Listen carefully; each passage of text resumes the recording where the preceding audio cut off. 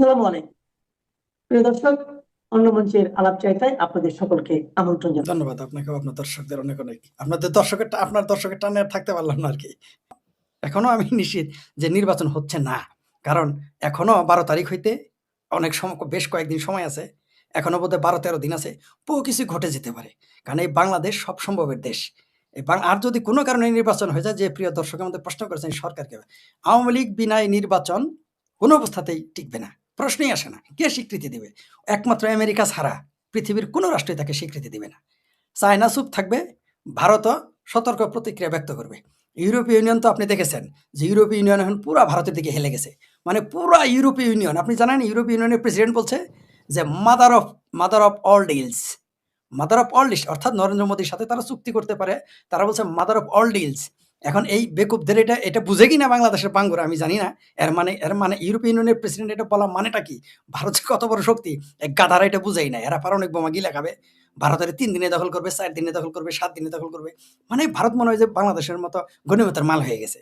কিন্তু সেই ভারতে ইউরোপীয় ইউনিয়নের প্রেসিডেন্ট বলে যে মাদার অফ অল ডিলস তারা সম্পন্ন করেছে নরেন্দ্র মোদির সাথে। এই আকল তো তাদের নাই। কারণ নির্বোধ শিশু কিন্তু সিংহের লেজ দিয়েও কিন্তু কান খোঁচায়। তো এই বাংলাদেশের বাঙ্গরা সিংহের লেজ দিয়ে কান খোঁচাইতেছে। মানে ভারত হলো সিংহে, সেই লেজ দিয়ে কান খোঁচাইতেছে এই বাঙ্গরা। বুঝতে পারতেছে না। যেটা বলতেছিলাম, নির্বাচন আওয়ামী লীগ ছাড়া এই নির্বাচন কেউ মানবে না। কেউ আওয়ামী লীগকে পছন্দ করুক না করুক, দ্যাটস অ্যানাদার কোয়েশ্চেন। আওয়ামী লীগকে নির্বাচনে অংশ নিতে দিতে হবে। কারণ বাংলাদেশের এখনো ৫০% মানুষের তারা প্রতিনিধিত্ব করে। আমি তাকে পছন্দ করি না করি, জামাতে কেউ তাকে পছন্দ করুক না করুক যায় আসে না। জামাত ৩% হয়ে তারা যদি নির্বাচনে না নিলে নির্বাচন বিতর্কিত হয়। বিএনপির ২৫% হওয়ার পরে নির্বাচনে না নিলে যদি নির্বাচন বিতর্কিত হয়, তাও বিএনপি নিষিদ্ধ করে নাই, জামাত নিষিদ্ধ করে নাই, কোনো রাজনৈতিক দলে আওয়ামী লীগ নিষিদ্ধ করেনি। তারপরেও সেই নির্বাচন যদি বিতর্কিত হয়, তাহলে এই নির্বাচন কেন বিতর্কিত হবে না? ওই জামাতের রাজাকারের বাচ্চারা যতই বলুক আওয়ামী লীগ ছাড়া নির্বাচন মানেই কি ইনক্লুসিভ নির্বাচন নয়, তাকে বলল জনগণের অংশগ্রহণই বড় কথা। তাহলে গতবার আওয়ামী লীগ কি করেছিল? আওয়ামী লীগ কি বলছিল জামাত নিষিদ্ধ, বিএনপি নিষিদ্ধ? বলে নাই। তাহলে তো গতবার ওরা এই নির্বাচন যদি ১২ তারিখে হয়ে যায়, তাহলে কিন্তু ওই আওয়ামী লীগের যে নির্বাচন বিতর্কিত সেটা কিন্তু জায়েজ হয়ে যাবে। এই আকলই তাদের নাই। অর্থাৎ মূলত তারা আওয়ামী লীগকেই প্রমোট করতেছে। যেমন ৩২ নাম্বার বাড়ি ভাঙার পরে তারা মূলত আওয়ামী লীগকে জিন্দা করেছে। তারা বঙ্গবন্ধুকে নিয়ে বেশি বঙ্গবন্ধুর বিরোধিতা করার কারণে বঙ্গবন্ধু জীবিত বঙ্গবন্ধুর সাথে মৃত বঙ্গবন্ধু শক্তিশালী হয়ে গেছে। এই এদের বাড়াবাড়ি করার কারণে এই নির্বাচন ১২ তারিখে যদি হয়ে যায়, তাহলে আওয়ামী লীগের এই যে বিতর্কিত নির্বাচন এটা জায়েজ। কারণ আওয়ামী লীগ তো কোনো দলকে নিষিদ্ধ করেনি। আর এই নির্বাচন হুম। তো টিকবেই না। এই নির্বাচনের ফলাফল যাই ঘটুক, তারা তো তাদেরকেই আনবে ক্ষমতায়। আনার পরে তারা যে স্বপ্ন দেখতেছে আওয়ামী লীগ কিন্তু বিরোধী দল হিসেবে ১২ তারিখের পরে কিন্তু পৃথিবীর সব খেলা বদলে যাবে। বাংলাদেশের রাজনীতির পটও পরিবর্তন হয়ে যাবে। অনেক কিছুই বদলে যাবে। হাওয়া বাতাস ১২ তারিখের পরে বদলে যাবে। নির্বাচন হইলেও না হইলেও। যদি নির্বাচন হয় তাহলে একরকম, নির্বাচন না হলে একরকম। নির্বাচন হয়ে গেলে এই সরকার হাইয়েস্ট ২৬ সাল। ২৬ সাল হুম। ক্রস করতে পারবে না। একেবারে বিএনপি জামাত মিলকে জুলকেও যদি থাকে ২৬ সাল ক্রস করতে পারবে না। কারণ আপনি দেখতে পারতেছেন যে সারা পৃথিবীর রাজনীতি কিন্তু পাল্টে গেছে। সারা পৃথিবীর ইরান থেকে শুরু করে, ভেনেজুয়েলা থেকে শুরু করে আর আমেরিকা যার বন্ধু হয়, তার তো শত্রুর দরকার নেই। তার শত্রুর দরকারই নাই। কারণ যেকোনো মুহূর্তে আমেরিকা একটু চোখটা ঘুরাবে, এই সরকার ৫ মিনিটও টিকবে না। ৫ মিনিট। যেমন একটা চ্যানেলে বিএনপির নেতা এসে বলেছিলেন আমাদের সাথে যে, ওয়াকার যদি ব্যারাকে ফিরে যায়, ইউনূস সরকার ১ মিনিট টিকবে। তেমনি আমেরিকা যদি একটু চোখ বন্ধ করে, এই যে সরকার আসবে, এই সরকার ১ মিনিটও টিকবে না। পরের দিনই পতন ঘটে যাবে আর আওয়ামী লীগ বানের পানির মতো ঢুকে পড়বে। আওয়ামী লীগকে আপনি ঠেকাইতে পারবেন না। কারণ আওয়ামী লীগের উপরে এত নির্যাতন, এত এত অত্যাচার করা হয়েছে যে এই ১৭ মাসে ১৭ বছর ফেল করে দিছে। তো এটা রিটার্ন আসবেই। কারণ প্রকৃতি তার নিজস্ব গতিতে চলবে। জামাতেরা বিএনপিদেরও একটু শিক্ষা পাওয়া দরকার। তাদের বোঝা উচিত যে তাদের শত্রুকে, আমি বারবার বলেছি, আমাদের বৃহত্তর ময়মনসিংহ বিভাগে, মানে বর্তমান বিভাগ, ময়মনসিংহ হুম। অঞ্চলে যত হাঙ্গামা হয়, এমনকি আওয়ামী লীগ, বিএনপি আওয়ামী লীগ, বিএনপিতে, এর পিছনে ইন্ধন যোগায় এই জামাতেরা। এটা আমি কিন্তু এখন না, বারবার বলে আসছি। আপনার চ্যানেলে বলেছি। আমি লিখেছি বারবার। রেজাউল করিম হীরাকে শেরপুর থেকে গ্রেপ্তার করেছে। আপনার মনে আছে? আওয়ামী লীগের এমপি ৮০-র উপরে বয়স, তাকে ধরে আনলো এই জামাতের ষড়যন্ত্রে। এটা বলার কারণে জামালপুরে এক হিন্দু প্রতিবাদ করছে আমার বিরুদ্ধে। আপনি আমার ফেসবুক পোস্টে তো এখন ফেসবুকটা তো নাই। সে আমার সাথে বিতর্কে নামছে, কয় আমি নাকি মিথ্যা কথা বলতেছি। এই ষড়যন্ত্র করেছিল তখন জামাত বিএনপিকে দিয়ে। সে আবার লিখছে আমার বাড়ি তো জামালপুর সদর। মনে হয় যে জামালপুর সদরে থাকলে সব জানে, অন্য কেউ থাকলে অন্য কেউ জানবে না। মানে চাঁদের খবর নিতে গেলে চাঁদে গিয়ে বাস করতে হবে। আমার বাড়ি হচ্ছে জামালপুর, এটা সে বোধহয় ভুলে গেছে। মানে সে বুঝাইতে চাইছে যে তার বাড়ির সদরে আমার বাড়ির সদরের নিচে না জানে কি, তার জানা নাই যে সদরে আমাদের সরিষাবাড়ি যে রাজনীতির মূল কেন্দ্র এটা তার ধারণাই নেই। যাই হোক, জামালপুর কেন্দ্র সেন্টার নিয়ে চিন্তা করে না, সরিষাবাড়ির উপরে জামালপুরের রাজনীতির নিয়ন্ত্রণ অনেক কিছু নির্ভর করে।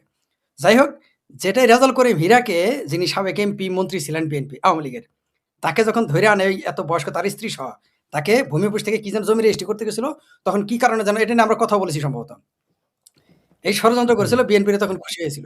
আমি জানতাম বিএনপির সাথে লাগবে। আমি আবারও বলি, এমনকি বহু আগেও বলেছি যে একদিন এই দেশে বিএনপি নির্বাচনের শুধু তফসিল ঘোষণা করলে বিএনপি আর জামাতের যে মধুর প্রীতি, এই গাইঠে প্রীতি, এই প্রীতি কিন্তু আর থাকবে না। তো শেরপুরে একটা না, অনেক তো বেশি মরার কথা ছিল জামাতের, কারণ জামালপুরে জামাতের কোনো অস্তিত্ব নাই। লাথে উষ্টাইলে ব্রহ্মপুত্র নদী আর যমুনা নদীর তীরে ফেলানো উচিত। এই বদমাইশগুলো জামাতের এখানে 1500 কোটি টাকা পাবলিকের কাছ থেকে হাই হাই কোম্পানির মাধ্যমে নিয়ে নিছে। আপনি সার্চ দিলেই পাবেন, জামালপুর মাতারগঞ্জ লিখলেই পাবেন, জামালপুর লিখলেই পাবেন যারা কি করছে। এই যারা মারে তারা তো মেরেই নেয়, যারা হাই হাই করে হাই হাই কোম্পানি। এই হাই হাই কোম্পানি জামাতের 3টা কোম্পানি প্রায় 1500 কোটি টাকা মেরে দিছে। এটা নিয়ে দেখবেন লাগাতার মিছিল মিটিং হয়েছে, এবং আপনার চ্যানেল আপনি ওটা দেখাইছেন। তো ওই শেরপুরে আরো বেশি মার খাওয়ার কথা ছিল জামাতের। বিএনপির আমি বুঝি না জামাত প্রেমী এত, এরা মানে জামাত প্রেমের এত বুধ, এটা আওয়ামী লীগ হলে কি করতে না, মানে জামাতের এত বড় সাহস হয় কি করে শেরপুরের মতো জায়গায়, জামালপুরের মতো জায়গায় বিএনপির সাথে মারামারি করে। এই সাহসটা এটা কিন্তু আজকারা বিএনপি দিয়েছে, তার ফল তারা ভোগ করতেছে। এটা করতে হবে, কারণ এই সৈয়দ আশরাফের ভাষায় মৌলবাদী শক্তি কেবলমাত্র আওয়ামী লীগের শত্রু না, তার ভাষায় শুধু আওয়ামী লীগের শত্রু, আমার ভাষায় এটা বাংলাদেশের শত্রু, বিএনপির শত্রু, পুরো বাংলাদেশের শত্রু।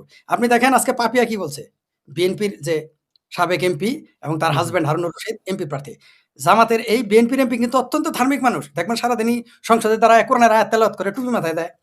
তারপরও তার বিরুদ্ধে জামাত যে সমস্ত কথা বলতেছে, আজকে পাপিয়া কি বলছে, এই যে কিছু সৈয়দ আশরাফ আশরাফ পাপিয়া, তিনি বলেছেন যে তামাকে যেমন ক্ষতিকর, জামাতে ইসলামও তেমন ক্ষতিকর। একেবারে জামাতের শরীর একটা পিত্তি চলে গেছে এই কথা শোনার সাথে।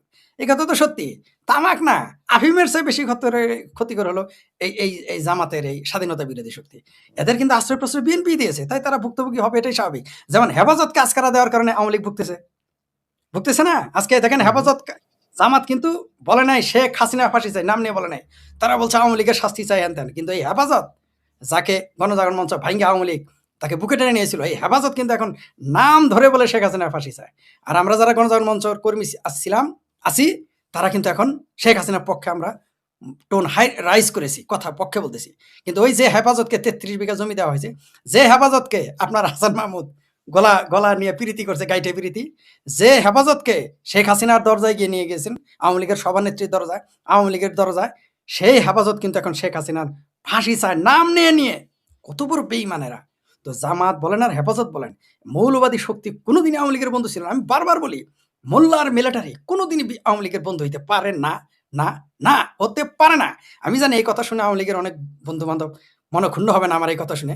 ভাই, আপনি আওয়ামী লীগের করেন, আপনার দায়িত্ব, আপনার যে এজেন্ডা, আপনি হয়তো এইভাবে বলবেন না। আমি তো ভাই কোনো দল করি না, আমাকে যা সত্য তা বলতে হবে, কারণ আমাকে জনগণের পক্ষে কথা বলতে। মোল্লা আর মিলিটারি কোনোদিনই মুক্তিযুদ্ধের পক্ষে ছিল না, ভবিষ্যতে থাকবে না। আপনি দেখেছেন, তাই বলে সবাই না, আমি বলতেছি না যে 100% মোল্লা 100% মিলিটারি না, কিন্তু 90% বা 95% বাদ থাকলো হাতে গোনা। এই হাতে গোনা কয়জন আর্মি, হাতে গোনা কয়জন মোল্লা হয়তো মুক্তিযুদ্ধের পক্ষে, কিন্তু 95% মোল্লা মিলিটারি অবশ্যই আওয়ামী লীগের পক্ষে, বাংলাদেশের স্বাধীনতার বিরুদ্ধে। তার সর্বশেষ প্রমাণ দেখেছেন মেজর আখতারুজ্জামান, বিএনপির চেয়ারপারসন চেল চালায় জামাতে চলে গেছে, চেল চালায় জামাতে যোগ দিয়েছে। আবার তার আরেক, আপনি না করছেন এগুলো দেখাইছেন নাকি সুসত্য পাঠক, যে তার আরেক পোলা গেছে কি হেফাজতে নাকি খেলাফতে, মানে সব মৌলবাদী দলে। জামাতেরা বিএনপিরই মুসলমান মনে করেন, আওয়ামী লীগের মনে করেন। এটা আমরা আওয়ামী লীগের বন্ধুদের বুঝাইতে পারি না। এটাই হলো আমাদের চীনের দুঃখ, আমরা যে বুঝাই এত। আরে ভাই, আমরা তো এমপি মন্ত্রী হবে না, আসাদুজ্জামান নুরুজাই আওয়ামী লীগের এমপি হবে না, বা সে মেয়র হবে না, মন্ত্রী হবে না, আমিও হব না। কারা হবে ভাই? আপনারাই হবেন। আমাদের এই কথায় যদি ইউনূস সরকারের পতন ঘটে, আওয়ামী লীগ ক্ষমতায় যায়, কথার কথা, আমাদের কথাই তো হবে না, সবার মনেতে হবে। কিন্তু কার লাভ হবে? ফায়দা তো আওয়ামী লীগের। আমরা কার বিরুদ্ধে বলতেছি? মৌলবাদী শক্তি কোনোদিনই আওয়ামী লীগের ঢাকিতে যাবে না। এটা আমি আওয়ামী লীগের লোকদের বুঝাইতে পারি না, এমনকি বিএনপিদেরও বুঝাইতে এখন কেমন লাগে। এই যে দেখেন মারামারি আরো হবে সামনে, 12 তারিখের পরে দেখবেন জামাত বিএনপির অনেকেই বলে না এরা আওয়ামী লীগের ভয়ে আর এক হয়ে যাবে না। রে ভাই, ক্ষমতার দ্বন্দ্বে কি বাপ পোলাকে ছাড়ে না। সুলতান সুলেমান তার পোলারে মেরে ফেলছে, 2 পোলারে মেরে ফেলছে। সুলতান সুলেমানের দাদা তার বাপেরা মেরে ক্ষমতায় গেছে। আপনি গিয়াসুদ্দিন আজম শাহ, যার নামে মাজার আছে বাংলাদেশে, 17 ভাইয়ের চোখ অন্ধ করে দিছে, কেউ কাউকে ছাড় দেয় না। এই আওরঙ্গজেব, যে এখন ভারতের মুসলমানদের জিন্দাবীর, বাপেরে বন্দি করছে, বোনের বিয়ে হইতে দেয় নাই, এবং 3 ভাইরে জবাই করছে, আরেক ভাই দাঁড়ার মাথা কাইটা বাপের খাবারের প্লেটে দিয়ে আসছে। এই হলো ক্ষমতার দ্বন্দ্ব। ক্ষমতা কেউ কাউকে ছাড়তে না। বাংলাদেশে আমরা দেখেছি পিতা পুত্রের বিরুদ্ধে, স্বামী স্ত্রীর বিরুদ্ধে, ভাই ভাইয়ের বিরুদ্ধে, চাচা চাচার ভাইদের বিরুদ্ধে, মামা ভাগ্নের বিরুদ্ধে আমরা দেখেছি নির্বাচন করতে। দেখেন নাই? এই বাংলাদেশেই আছে। তো নির্বাচন কেউ কাউকে ছাড় দিবে না। যদিও অনেকেই হুম। বলে যে আওয়ামী লীগের কথা বলবে, বললে তারা ঐক্য। না রে ভাই, ক্ষমতার ব্যাপারে কেউ কারো ছাড় দেয় না। ১২ তারিখের পরে দেখবেন দেশে কি ঘটে। আরো ঘটবে, আরো ঘটবে। আমি চাই যে আওয়ামী লীগ নীরব থাকুক। আওয়ামী লীগ কোনো কর্মসূচি না দিক। চুপচাপ বসে, বসে খেলা দেখুক। মঞ্চের বাইরে থেকে, মাঠের বাইরে থেকে খেলা দেখুক। মাঠে পরে নামুক। এর আগে একটু খেলুক, তারপরে আওয়ামী লীগ মাঠে যাক। আর যেটা আপনি বললেন যে এই বারবার আওয়ামী লীগকে এরা মৌলবাদী শক্তি, কখনোই আওয়ামী লীগকে তারা মুসলমানই মনে করে না। আরে ভাই, হুম। আমি বারবার এটা বলেছি। কয়েকটা লাইভে গিয়ে বলেছি, লিখেছি। আওয়ামী লীগের আমল আমার মনে আছে ১৪ কি ১৫ সালে ঘটনা। আওয়ামী লীগ পাওয়ারে। আরে ভাই, রংপুরে আওয়ামী লীগের লোকদের মসজিদে নিয়ে তওবা পড়াইছে। বলছে যে বল আওয়ামী লীগ যারা করে তারা কাফের, তারা হিন্দু, তারা ইহুদি। তওবা পড়াইছে। এটা হাইকোর্ট পর্যন্ত গেছে। হাইকোর্ট ডিসির উপরে রুল জারি করছে আওয়ামী লীগ পাওয়ারে থাকতে। তারপরেও এদের বোঝায় কয়টা বিচ্ছিন্ন ঘটনা। এখন বিচ্ছিন্ন ঘটনা বাড়াইছে না? আরে ভাই, চাণক্য নীতিতে আছে শত্রুকে কখনো ছোট ভাবতে নাই। গীতাতেও আছে শত্রুকে কখনো ছোট ভাবতে নাই। আপনি আপনি ওটা ধর্মগ্রন্থ হিসেবে না নিয়ে যদি আপনি দর্শন হিসেবেও নেন। আর চাণক্য তো বলছেই যে শত্রুকে ছোট ভাবলে আপনি বিপদে পড়বেন। কতবার বলেছি আওয়ামী লীগের লোকদের, জামাত কিন্তু সক্রিয়। তারা বলে বিএনপি দেশে নাই, জামাত আমাদের কি করবে? এখন কি ওই করতেছে? যে বাংলাদেশের অন্তর্বর্তী সরকার ঘোষিত ঐতিহাসিক নির্বাচনে প্রকাশ্যে হত্যাকাণ্ড চললেও সরকারের দাবি আশাতীত ভালো আছে দেশের আইন শৃঙ্খলা আর নিরাপত্তা পরিস্থিতি। একদিকে একটি অবাধ ও নিরপেক্ষ নির্বাচনের জন্য অন্তর্বর্তীকালীন সরকারের সর্বোচ্চ পর্যায়ের আশ্বাস এবং নির্বাচন কমিশনের তোড়জোড়, অন্যদিকে রাজপথে ক্রমবর্ধমান সহিংসতা ও অবৈধ অস্ত্রের ঝঞ্ঝনানি সাধারণ ভোটারদের মনে গভীর শঙ্কার জন্ম দিয়েছে। এরই মধ্যে নির্বাচন উপলক্ষে দেশের বেশ কয়েকটি জেলা সফর করে ফেলেছেন বাংলাদেশের সেনাপ্রধান জেনারেল ওয়াকারুজ্জামান। আনুষ্ঠানিকভাবে এসব সফরে জেনারেল ওয়াকার আসন্ন ত্রয়োদশ জাতীয় সংসদ নির্বাচন ও গণভোটে দায়িত্ব পালনের ক্ষেত্রে সেনা সদস্যদের সর্বোচ্চ পেশাদারিত্ব, নিরপেক্ষতা এবং শৃঙ্খলা বজায় রাখার নির্দেশ দিয়েছেন। এমনটাই দাবি করা হয়েছে সেনা সদর থেকে। প্রশ্ন উঠেছে, জেনারেল ওয়াকার তার সবগুলো সফরে নিরপেক্ষতা আর পেশাদারিত্বের কথা বললেও ম্যাজিস্ট্রেসি পাওয়ারের মতো শক্তিশালী আইনি ক্ষমতা থাকা সত্ত্বেও মাঠ পর্যায়ে সহিংসতার গ্রাফকে নিম্নগামী করতে পারেনি বাহিনীটি। উল্টো শেরপুরে বিএনপি জামাত সংঘর্ষের পর সেনাবাহিনী আদৌ নিরাপত্তা দিতে পারবে কি না সে প্রশ্ন বড় হয়ে দেখা দিয়েছে। একাধিক সূত্র বলছে, বর্তমানে আইন শৃঙ্খলা পরিস্থিতির যে অবস্থা তাতে নির্বাচনকে ঘিরে জেনারেল ওয়াকার দ্বিমুখী সংকটে পড়েছেন। একদিকে গোয়েন্দা রিপোর্টে বলা হয়েছে কমপক্ষে 5 ধরনের নিরাপত্তার ঝুঁকি নিয়ে এগোচ্ছে জাতীয় সংসদ নির্বাচন। সেই ঝুঁকিগুলো ঠেকাতে গিয়ে সেনাবাহিনী কঠোর হলে আন্তর্জাতিক বিভিন্ন সংস্থার পক্ষ থেকে চাপ আসতে পারে। আবার নির্বাচনে যদি বড় ধরনের কারচুপি হয় বা সেনাবাহিনী কোনো বিশেষ পক্ষ নেয়, তবে তা শান্তিরক্ষী মিশনে বাংলাদেশের অবস্থানকে দুর্বল করতে পারে। প্রশ্ন হলো, সেনাবাহিনীকে বিশেষ ম্যাজিস্ট্রেসি ক্ষমতা দিয়ে মোতায়েন করা সত্ত্বেও পরিস্থিতির দৃশ্যমান উন্নতি না হওয়া এবং সেনা প্রধানের দেশব্যাপী সফরের মধ্য দিয়ে তিনি আসলে কি বার্তা দিতে চাইছেন। নির্বাচনের তফসিল ঘোষণার পর থেকে সারা দেশে যে অস্থিরতা দেখা দিয়েছে তা কেবল বিক্ষিপ্ত সংঘাতের মধ্যেই সীমাবদ্ধ নেই। সবশেষ শেরপুরে প্রার্থীদের নির্বাচনী ইশতেহার পাঠ অনুষ্ঠানে চেয়ারে বসাকে কেন্দ্র করে বিএনপি নেতাকর্মীদের সঙ্গে সংঘর্ষে জামাত ইসলামের শ্রীবর্দী উপজেলার সেক্রেটারি রেজাউল করিম নিহত হয়েছেন। কেবল শেরপুরের এক ঘটনাই নয়, 11ই ডিসেম্বর তফসিল ঘোষণার পর থেকে আরো 3টি রাজনৈতিক হত্যার ঘটনা ঘটেছে। পুলিশ সদর দপ্তরের হিসাব অনুযায়ী গত 12 ডিসেম্বর থেকে 26শে জানুয়ারি পর্যন্ত 45 দিনে সারা দেশে 144টি নির্বাচনী সহিংসতার মধ্যে প্রতিদ্বন্দ্বী সমর্থকদের মধ্যে সংঘর্ষের ঘটনা ঘটেছে 55টি। এছাড়া ভীতি দেখানো এবং আক্রমণাত্মক আচরণের ঘটনা ঘটেছে 11টি। প্রার্থীর উপর আক্রমণের ঘটনা 6টি, অবৈধ অস্ত্রের ব্যবহার 2টি। এর মধ্যে কুমিল্লা ও লক্ষ্মীপুর জেলায় প্রতিদ্বন্দ্বী প্রার্থীদের সমর্থকদের মধ্যে 4 দফা করে সংঘর্ষের ঘটনা ঘটেছে, যা অন্য জেলাগুলোর মধ্যে সবচেয়ে বেশি। শেরপুরে জামাত নেতাকে নৃশংসভাবে খুন করার পরদিনই সরকারি প্রচার মুখগুলোর দাবি রাজনৈতিক দলগুলো যথেষ্ট সহিষ্ণু, ভোটের আগের দিনগুলো ভালো যাবে। আর সরকারের স্বরাষ্ট্র উপদেষ্টা জাহাঙ্গীর আলম চৌধুরী আইন শৃঙ্খলা পরিস্থিতি নিয়ে সকালে এক কথা আর বিকেলে আর এক কথা বলেন। 27শে জানুয়ারি তিনি বলেছিলেন, নির্বাচনকে কেন্দ্র করে দেশে অস্থিতিশীল পরিস্থিতির কোনো শঙ্কা নেই। এমন দাবির পেছনে তার যুক্তি হলো, দেশে আওয়ামী লীগের নেতাকর্মীরা নেই, তাই আইন শৃঙ্খলা পরিস্থিতি অবনতিরও আশঙ্কা নেই। পরদিন মানে 28শে জানুয়ারি স্বরাষ্ট্র উপদেষ্টা দাবি করেন নির্বাচনের প্রস্তুতি প্রত্যাশার তুলনায় অনেক ভালো। তার এমন দাবির পেছনে যুক্তি ছিল নির্বাচনের সঙ্গে যারা জড়িত এখানে কোনো আওয়ামী লীগের দোসর বলতে কোনো কিছু নাই। এখানে সবাই নির্বাচনের জন্য প্রস্তুত, এখানে সবাই খুব ভালো এবং সৎ অফিসার। স্বরাষ্ট্র উপদেষ্টা যখন শয়নে স্বপনে আওয়ামী লীগ মুক্ত নির্বাচন দেখছিলেন, তার ঠিক 24 ঘন্টার মধ্যে সরকারের 2 মিত্রের মারামারিতে একজনকে প্রাণ দিতে হলো, আর তাতেই 29শে জানুয়ারি পাল্টে যায় তার পচন। এবার তিনি বললেন নির্বাচনে কোনো ব্যালট বাক্স ছিনতাই হলে কেউই রক্ষা পাবে না। স্বরাষ্ট্র উপদেষ্টা যতই নানা ধরনের কথা বলুক, গোয়েন্দা রিপোর্ট বলছে শঙ্কার কথা। সরকার একাধিক গোয়েন্দা সংস্থা এবারে নির্বাচনকে দেখছে চরম আতঙ্কের একটি নির্বাচন হিসেবে। তাদের রিপোর্টগুলোতে 5 ধরনের নিরাপত্তা ঝুঁকির কথা বলা হয়েছে ভোটারদের মধ্যে আতঙ্ক সৃষ্টি কিংবা কোথাও কোথাও কেন্দ্র দখলের মতো পরিস্থিতির শঙ্কা তৈরি হয়েছে। ভোটের আগে বা ভোটের দিন হঠাৎ নাশকতামূলক ঘটনা ঘটিয়ে আতঙ্ক ছড়ানোর চেষ্টা হতে পারে। এতে বিস্ফোরণ, আগুন, ককটেল বা সহিংস হামলার মতো ঘটনা ঘটতে পারে, যার উদ্দেশ্য হবে ভোটারদের কেন্দ্রমুখী হওয়াকে বাধাগ্রস্ত করা। এছাড়া প্রতিদ্বন্দ্বী প্রার্থী বা তাদের সমর্থকদের দ্বারা ভোট প্রভাবিত করার চেষ্টা হতে পারে। এর মধ্যে কেন্দ্র দখল, জাল ভোট, ভোটারদের ভয় দেখানো কিংবা সংঘর্ষ সৃষ্টির মতো পরিস্থিতির আশঙ্কা রয়েছে। পাশাপাশি নির্বাচনের আগে গুপ্ত হামলা ও টার্গেট কিলিংয়ের ঘটনা ঘটতে পারে এমন আশঙ্কাও রয়েছে। এর মধ্যে গোপালগঞ্জ, মাদারীপুর, শরীয়তপুর ও ফরিদপুর জেলায় অতীতের রাজনৈতিক সহিংসতার ঘটনা এবং গোয়েন্দা তথ্য বিশ্লেষণ করে ভিন্ন ধরনের নিরাপত্তা পরিকল্পনা নিয়েছে পুলিশ। আবার নির্বাচনকে সামনে রেখে সরকারের জন্য মূর্তিমান এক আতঙ্ক হলো রোহিঙ্গা ক্যাম্পগুলো। গত 22শে জানুয়ারি প্রধান উপদেষ্টার কার্যালয় থেকে স্বরাষ্ট্র মন্ত্রণালয়ে একটি গোয়েন্দা সংস্থার প্রতিবেদন পাঠানো হয়। ওই প্রতিবেদনে নির্বাচনকালীন সময় রোহিঙ্গাদের ব্যবহার করে অপরাধ কার্যক্রম সংগঠন এবং রাজনৈতিক কর্মকাণ্ডে সম্পৃক্ত হওয়ার বিষয়ে সরকারকে সতর্ক করা হয়েছে।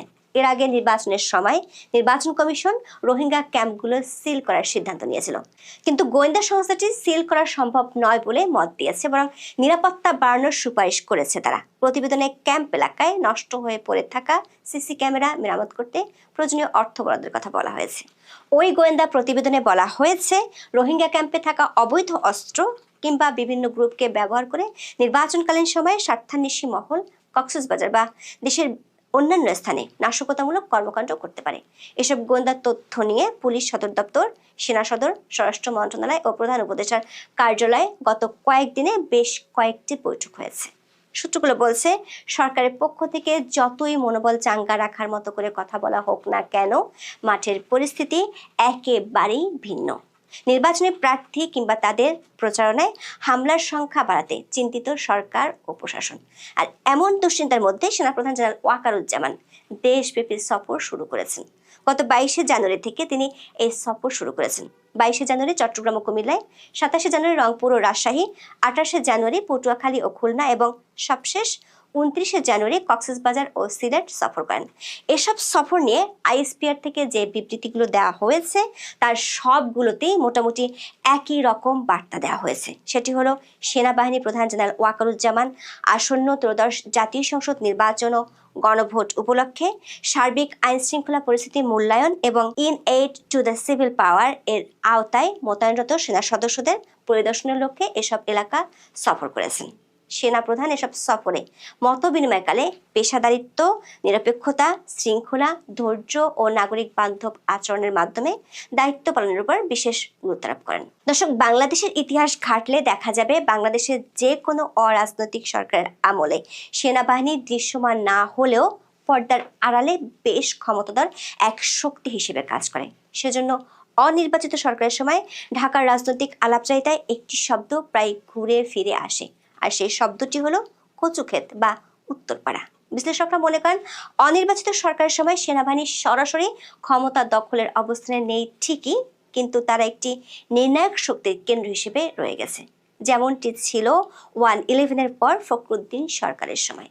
বাংলাদেশের বর্তমান অন্তর্বর্তীকালীন সরকার 2024 সালের 17 সেপ্টেম্বর প্রথমবারের মতো সেনাবাহিনীকে বিশেষ নির্বাহী ম্যাজিস্ট্রেসি ক্ষমতা দেয়। পরবর্তীতে এই ক্ষমতার মেয়াদ কয়েক দফায় বাড়িয়ে 2026 সালের 28শে ফেব্রুয়ারি পর্যন্ত করা হয়েছে। ম্যাজিস্ট্রেসি পাওয়ার বা বিচারিক ক্ষমতা হলো এমন একটি ক্ষমতা যার ফলে দায়িত্বপ্রাপ্ত ব্যক্তি কাউকে গ্রেফতার করার আদেশ দেওয়া, স্বল্পমেয়াদী সাজা দেওয়া বা প্রয়োজনে গুলি চালানোর মতো আদেশ দিতে পারেন। অতীতে জাতীয় নির্বাচনগুলোয় সেনাবাহিনীর দায়িত্ব পালন করলেও তাদের হাতে ম্যাজিস্ট্রেসি পাওয়ার ছিল না। তারা উপস্থিত থেকে বিশেষ প্রয়োজনে প্রশাসনের অনুরোধে কাজ করেছে। আসন্ন ভোটের সময় সশস্ত্র বাহিনীকে আইন শৃঙ্খলা বাহিনীর সংজ্ঞায় যুক্ত করার কারণে তাদেরকে আলাদা করে বিচারিক ক্ষমতা দেওয়ার এখতিয়ার ইসির হাতে নেই। নির্বাচন কমিশন বলছে, আইন শৃঙ্খলা বাহিনীর সংজ্ঞায় যুক্ত করা হলেও অতীতের মতোই এবারও নির্বাচনে স্থানীয় বেসামরিক প্রশাসনকে সহায়তা করার জন্য ইন এইড টু সিভিল পাওয়ারের আওতায় সশস্ত্র বাহিনীকে নির্বাচনের দায়িত্বে মোতায়েন করা হবে। কিন্তু গত প্রায় ১.৫ বছর ধরে সেনাবাহিনীর এত শক্তিশালী আইনি ক্ষমতা থাকা সত্ত্বেও মাঠ পর্যায়ে সহিংসতার গ্রাফ কেন নিম্নমুখী হচ্ছে না, তা একটি বড় প্রশ্ন। জেনারেল ওয়াকারুজ্জামান যখন পটুয়াখালী ও খুলনাতে সেনা সদস্যদের বার্তা দেন, তখন শেরপুরে ঘটে হতাহতের ঘটনা। ওই ঘটনায় সামাজিক মাধ্যমে ছড়িয়ে পড়া একটি ভিডিওতে একজন সেনা সদস্যকে বিক্ষুব্ধ রাজনৈতিক দলের সদস্যদের উদ্দেশ্যে বলতে শোনা যায়, আপনারা চলে যান, আপনাদের নিরাপত্তা আমরা দিতে পারছি না। এমন ভিডিও ভাইরাল হওয়ার পর প্রশ্ন উঠেছে, নির্বাচনী সহিংসতার যে চিত্র দেখা যাচ্ছে আর তা নিয়ে জনমনে যে শঙ্কা দেখা দিয়েছে, তাতে কি অতীতের মতো সেনাবাহিনীর উপর বাংলাদেশের মানুষ আস্থা রাখতে পারবে, নাকি জেনারেল ওয়াকারুজ্জামান যে বছরখানেক আগে বলেছিলেন এনাফ ইজ এনাফ, সেটি ছিল শুধুই তার কথার কথা? লক্ষণীয় বিষয় হলো, জেনারেল ওয়াকার আইন শৃঙ্খলার বৈঠকে নিজেই বলেছেন, থানা থেকে লুট হওয়া অস্ত্রগুলোর মধ্যে 37.6% এখনো উদ্ধার করতে পারেনি সরকারের বাহিনীগুলো, অথচ সেগুলোর উদ্ধারের বিষয়ে কোনো তাগাদাও নেই। আবার দেশব্যাপী যখন নির্বাচনী সন্ত্রাস বাড়ছে, তখন জেনারেল ওয়াকার শুধু তার বাহিনীর উদ্দেশ্যে শুধু একটি বার্তাই দিচ্ছেন, সেটি হলো নিরপেক্ষভাবে দায়িত্ব পালন করতে হবে। প্রশ্ন হলো, যে বড় ধরনের নিরাপত্তার সংখ্যা আছে, সেখানে কেন জেনারেল ওয়াকার তার প্রতিটি ক্যান্টনমেন্টে গিয়ে নিরপেক্ষভাবে দায়িত্ব পালনের নির্দেশ দিচ্ছেন? তার মানে কি কোনো দল বা পক্ষের দিকে সেনাবাহিনীর একটি বড় অংশের ঝুঁকে পড়ার আশঙ্কা আছে? বিষয়টি নিয়ে আরও সন্দেহ জাগছে। একই দিনে স্বরাষ্ট্র উপদেষ্টার মুখ থেকেও একই ধরনের বক্তব্য এসেছে। তিনি 29শে জানুয়ারি রাজারবাগ পুলিশ অডিটোরিয়ামে একই নির্দেশ দিয়েছেন। সূত্রগুলো বলছে, বর্তমানে আইন শৃঙ্খলা পরিস্থিতির যে দশা, তাতে নির্বাচনকে ঘিরে জেনারেল ওয়াকার ও তার বাহিনী পড়েছে উভয় সংকটে। সেনাবাহিনীর পরিস্থিতি নিয়ন্ত্রণে আনতে কঠোর হলে সেটি নিয়ে আন্তর্জাতিক নানা পক্ষগুলো থেকে প্রশ্ন উঠতে পারে। নির্বাচনের সময় সংঘাতময় পরিস্থিতিতে বাংলাদেশের মানবাধিকার পরিস্থিতির অবনতি ঘটতে পারে, এমন আশঙ্কা আছে আন্তর্জাতিক মহলে। এর মধ্যে ডক্টর মোহাম্মদ ইউনূসের কাছে এ নিয়ে খোলা চিঠি লিখেছেন আন্তর্জাতিক মানবাধিকার সংগঠন অ্যামনেস্টি ইন্টারন্যাশনালের মহাসচিব অ্যাগনেস কালামার্ট। চিঠিতে তিনি মানবাধিকার রক্ষা ও উন্নয়ন এবং জবাবদিহি নিশ্চিত করার লক্ষ্যে গঠনমূলক সংলাপের অংশ হিসেবে আসন্ন নির্বাচনের প্রাক্কালে মৌলিক অধিকার সুরক্ষা নিয়ে অ্যামনেস্টি ইন্টারন্যাশনাল উদ্বেগ ও সুপারিশ তুলে ধরেছেন। আবার বাংলাদেশ সেনাবাহিনী এবং জেনারেল ওয়াকারের প্রতিটি পদক্ষেপের পেছনে আন্তর্জাতিক সম্প্রদায়ের এক বড় ভূমিকা রয়েছে। বিশেষ করে জাতিসংঘের শান্তিরক্ষী মিশনে বাংলাদেশের অংশগ্রহণ এবং সেখান থেকে আসা বিশাল আর্থিক ও সম্মানজনক প্রাপ্তি সেনাবাহিনীর জন্য অত্যন্ত গুরুত্বপূর্ণ। প্রতি বছর প্রায় 100 থেকে 500 মিলিয়ন ডলার আয় এবং বিশ্বজুড়ে পেশাদারিত্বের যে স্বীকৃতি সেনাবাহিনী পায়, তা কোনোভাবেই ঝুঁকিতে ফেলতে চাইবেন না বর্তমান সেনাপ্রধান। বিশ্লেষকরা বলছেন, যদি নির্বাচনে বড় ধরনের কারচুপি হয় আর তাতে সেনাবাহিনী কোনো বিশেষ পক্ষ নেয়, তবে তার শান্তিরক্ষী মিশনে বাংলাদেশের অবস্থানকে দুর্বল করতে পারে। সূত্রগুলো বলছে, 29শে জানুয়ারি যুক্তরাষ্ট্রের নতুন রাষ্ট্রদূত ব্রেন ক্রিস্টেনসেন বিষয়টি জেনারেল ওয়াকারের নজরে এনেছেন। এমনিতেই আওয়ামী লীগকে নির্বাচন থেকে বাইরে রাখায় আন্তর্জাতিক মহল এই নির্বাচন নিয়ে আপত্তি জানিয়ে আসছে। সেনা সূত্রগুলো বলছে, পরিস্থিতি বিবেচনায় সেনাপ্রধানকে যথেষ্ট কৌশলী হতে হচ্ছে। দর্শক, সরকার আশ্বাসের বিপরীতে মাঠের যে রণমূর্তি দেখা যাচ্ছে, তাতে জেনারেল ওয়াকারের ভূমিকা হবে অত্যন্ত পিচ্ছিল পথে হাঁটার মতো। তিনি যদি খুব কঠোর হন, তবে তার সামরিক হস্তক্ষেপ হিসেবে চিহ্নিত হতে পারে। আবার যদি তিনি খুব নরম থাকেন, তবে দেশ এক ভয়ঙ্কর সংঘাতের দিকে চলে যেতে পারে। এখন এ পর্যন্ত, সবাই ভালো থাকুন, সুস্থ থাকুন। তবে আমি বিশ্বাস করি বাংলাদেশের মুক্তিযুদ্ধের পক্ষের মানুষ আবার তাদের নিজেদেরকে ক্ষমতায় দেখবে এবং এটা হওয়া উচিত। কারণ একটি মুক্তিযুদ্ধের দেশে, যেই দেশে বঙ্গবন্ধু যে দেশের মহানায়ক, তার নাম নেওয়া যায় না, যেই দেশে 7ই মার্চের ভাষণের মাধ্যমে একটি দেশ সৃষ্টি হয়েছে, সেই ভাষণ পাঠ্যপুস্তকে নেই, যেই দেশে আওয়ামী লীগ হচ্ছে বাংলাদেশের মুক্তিযুদ্ধের নেতৃত্ব দানকারী দল, সেই আওয়ামী লীগ নিষিদ্ধ, যে আওয়ামী লীগকে ছাত্রলীগ পয়দা করেছে। অদ্ভুত ব্যাপার, সারা পৃথিবীতে কিন্তু বাপে পুত্রকে জন্ম দেয়, কিন্তু এইখানে কিন্তু উল্টা হয়েছে, অর্থাৎ পুত্র পিতাকে জন্ম দিয়েছে, অর্থাৎ ছাত্রলীগ আওয়ামী লীগ বানিয়েছে। সেই ছাত্রলীগ নিষিদ্ধ, যে ছাত্রলীগের রয়েছে বর্ণাঢ্য ইতিহাস, যে ছাত্রলীগের রয়েছে কিংবদন্তি ইতিহাস, সেই ছাত্রলীগ এখন নিষিদ্ধ। আওয়ামী লীগ নিষিদ্ধ, জয় বাংলা স্লোগান নিষিদ্ধ, বঙ্গবন্ধু নিষিদ্ধ, বঙ্গবন্ধুর ভাস্কর্য নিষিদ্ধ, ৭ই মার্চের ভাষণ নিষিদ্ধ। কিন্তু এখন সিদ্ধ কি? নেজামে ইসলাম। কোন নেজামে ইসলাম? আপনারা শুধু জামাতে ইসলামের কথা বলেন। মনে রাখবেন, যেই দলের নামের পরে ইসলাম এবং আগে ইসলাম, তার মানে এই দলটা ৭১ সালে মুক্তিযুদ্ধের বিরোধিতা করেছে। সে করেছে, নয় তার বাপেরা করেছে। করেছেই। যেমন ধরেন হেফাজতে ইসলাম। এখন এই দলটা বানাইছে ২০১৩ বা ১২-তে। এখন বলেন ভাই এটা তো এনে বানাইছে। না ভাই, এর পিছনে গিয়ে দেখেন এরা কারা বানাইছে।